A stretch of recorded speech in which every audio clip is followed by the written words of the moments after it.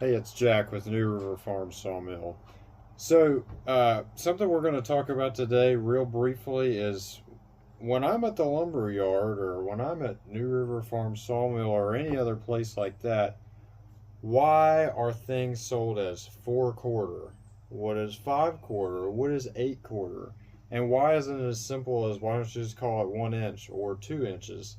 And the reason is, well, it's not 1 inch.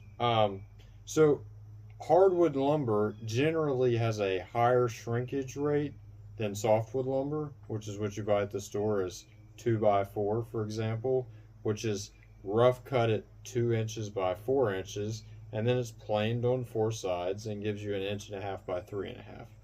Well, the same thing occurs with hardwood lumber. Most of the time, it's expected that you're going to take that hardwood lumber and you're going to plane it on one, two, maybe four sides. Uh, so basically, 4/4, which most people assume that's 1 inch, it's actually cut at 1 1/8 inch. So all of the quarter measurements, and what I'm talking about is 4/4, which is 4 divided by 4. Okay, is kind of how it appears on when it's written down. But basically, we would cut a 4/4 board in 1 1/8 inch, and the 1/8 inch helps just a little bit to compensate for the shrinkage that'll occur when it goes to dry, and then some very minor drying defects. Not much, but generally hardwood has more drying defects than softwood. Generally it shrinks a little bit more, so that extra 1/8 inch is in there really to help kind of compensate for that. And I'll take this poplar board for example. All right, so this was cut 4/4, so it was cut 1 1/8 inch. Now, the industry standard for 4/4 is for this to be planed to 3/4 inch when it's surfaced on both sides. But mainly when you're buying rough cut lumber, what you really need to think about is, what is my finish thickness that I want out of this board? If you want 1 inch out of that board when you finish it, that's what 5/4 boards are. So they're 1.25 inches, but really they're 1 3/8 inches.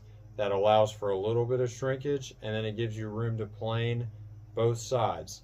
Now when you get to a wider board, so the wider the boards, the more likely it is to have a drying defect, whether that's a little bit of a cup, maybe that's a little bit of a twist, maybe it's got a knot that it pulled some of the wood out.